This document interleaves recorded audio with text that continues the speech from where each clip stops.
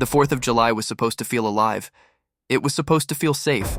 It was supposed to feel like a night of laughter, family, and sparks in the sky. But that year, it felt different. I was 17, old enough to wander, old enough to stay out late, but still young enough to believe nothing truly bad could happen to me. The sun had dropped behind the hills. The sky burned in streaks of purple and gold. Everyone in my small town gathered near the river for fireworks. There were food stands, families sitting on blankets, music echoing from tinny speakers, the smell of funnel cakes and smoke drifting in the humid air. And then, just behind it all, the woods. Dark, silent, watching. I don't know why I kept looking at them. Why I felt something pulling me toward the trees. Maybe it was just the noise. Maybe I just wanted a quiet place to breathe. That's what I told myself. But the truth? It felt like the woods were waiting. I told my parents I'd be back soon. I slipped away from the crowd. No one noticed. The deeper I walked, the quieter it got. The sound of laughter and fireworks testing in the distance faded. The ground was soft with pine needles. The air smelled damp. I kept walking, past old stumps, past twisted roots, until the only sound I heard was my own footsteps. That's when I saw it, a lantern, glowing faintly between the trees. I froze. It wasn't part of the festival. No one camped out here. At least, no one who should. Still, I moved closer. Curiosity or stupidity, I couldn't tell which. The lantern hung from a branch, old, rusted, flickering like it barely had any oil left, and beneath it, a chair, wooden, rocking gently, though the air was still. I whispered, "Hello?" Nothing. I took a step forward. The chair creaked, rocked once more, and stopped. My skin prickled. I turned to leave, and then I heard it. A laugh, low, sharp, coming from somewhere deeper in the trees. I spun around, my breath catching in my throat. "Who's there?" No answer, just another laugh. Closer this time. I started walking back, fast, but every few steps I heard it. Footsteps, following, leaves crunching, twigs snapping, always just far enough behind me that I couldn't see. I broke into a run. Branches whipped at my arms. My sneakers slid on the damp dirt. And then, boom! The first firework exploded in the distance. Red light lit up the forest for a second.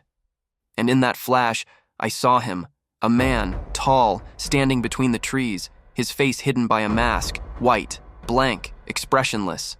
My stomach dropped. I kept running. More fireworks exploded above.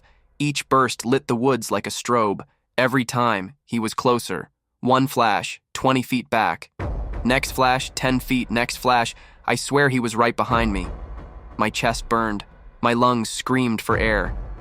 But the only thing louder than my heartbeat was the thought repeating in my head, "Don't fall. Don't fall. Don't let him catch you." Finally, I saw the glow of the festival through the trees. I stumbled out of the woods, onto the grass, back into the crowd. People laughed, cheered, pointed at the sky as fireworks exploded. I whipped around. The tree line was dark, empty. He was gone. I tried to convince myself it was a prank. Some drunk guy messing with me. Maybe even just my imagination. But then, I saw something. On the edge of the woods, hanging from a low branch. That lantern. Glowing faintly, rocking back and forth. And underneath it, the mask. White, blank, waiting. I told no one. Not that night, not for weeks. But every 4th of July after, I never went back to the festival. I never went near the woods. And still, every time fireworks explode in the sky, every time the light flickers across the trees, I swear I see him, standing there, silent, watching.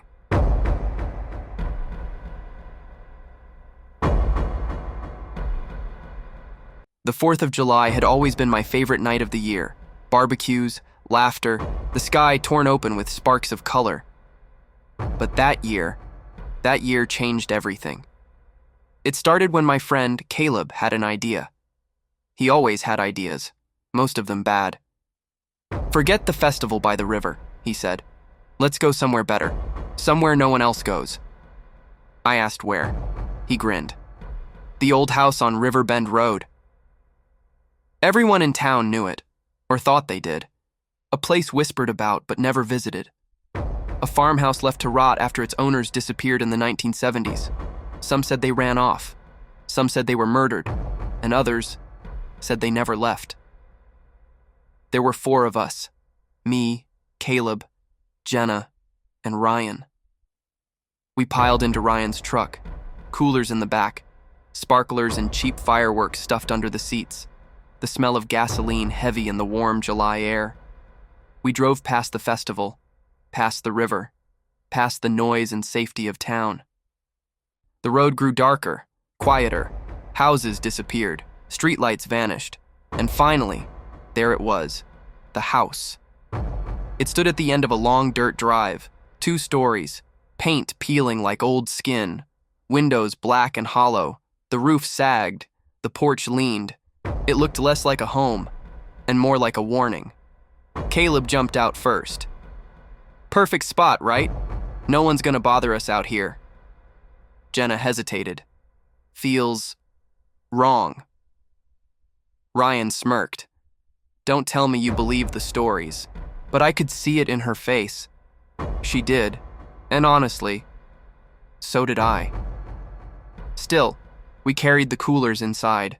The floorboards groaned under our weight. The air smelled of mold and dust. Spider webs clung to the corners. We set up in what used to be the living room, empty except for a broken couch and a fireplace choked with ash. We lit sparklers, drank sodas, laughed too loud, trying to pretend the walls weren't closing in. Outside, distant fireworks cracked in the night sky, but inside the house, it was only us, or so we thought. The first sign was the door. It slammed shut on its own, hard. The echo rattled through the empty rooms. We froze. Ryan laughed nervously. "Old wood, drafts, that's all." But there was no breeze, no open window, just silence. Then came the sound upstairs. Footsteps, slow, dragging. One step, then another. We all looked at each other. No one moved. Finally, Caleb whispered, "Someone's here." Ryan shook his head. "No, the place is empty." But the footsteps continued, crossing the floor above us, pausing, then starting again. Jenna grabbed my arm, her nails dug into my skin. "We need to go." And I agreed. But Caleb, of course, wanted to prove he wasn't scared. He grabbed a flashlight, started up the stairs. We followed. Because leaving him alone felt worse than going with him. The upstairs hallway was narrow.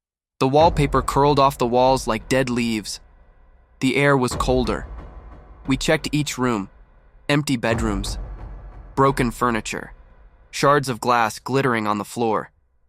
Then we reached the last door. At the end of the hall. It was shut tight. The footsteps had stopped right there. Caleb turned the knob. It creaked, swung open. The beam of the flashlight cut across the room, and there, in the corner, a chair, rocking, slowly, though no one sat in it. We froze. The chair rocked once, twice, then stopped. Caleb whispered, "Hello?" Silence. He stepped inside. The floor groaned. The flashlight flickered. And that's when we saw it. A figure, not standing, not walking, but hanging from the ceiling. A rope around its neck, its head tilted sideways, eyes wide open. Jenna screamed. Ryan pulled her back. The flashlight dropped, rolled across the floor. The figure swayed slowly, as if turning to look at us. I swear, its mouth moved, like it was trying to speak. That's when the whole house shook. A thunderous crack, like fireworks exploding. But it wasn't from outside. It came from inside the walls. Plaster rained down. The floorboards buckled. And all at once, the lights of fireworks outside burst through the windows. Red, white, blue. And in those flashes, we saw more. Figures, dozens of them, in the hallway, at the windows, on the stairs, all watching, all dead-eyed, all swaying like the one in the room. We bolted, down the stairs, through the living room. The front door slammed shut again. Ryan threw his shoulder against it. It didn't move. Behind us, the sound of dragging feet. Dozens of them, moving closer. Jenna screamed, "Get us out!" Caleb grabbed a chair, smashed it against the window. Glass shattered. We climbed through, cutting ourselves on the shards, tumbled into the dirt outside. The air was thick with smoke from fireworks. Explosions lit the sky. But even then, I looked back, through the window. The figures stood there, silent, watching. One of them raised a hand, pressed it against the glass, and I swear, it was smiling. We never told anyone. Who would believe us? But every 4th of July since, I hear them. Not fireworks, not laughter, but footsteps, slow, dragging, following me in the dark. And when the sky lights up in red, white, and blue, I still see them, waiting in the windows of that house on Riverbend Road.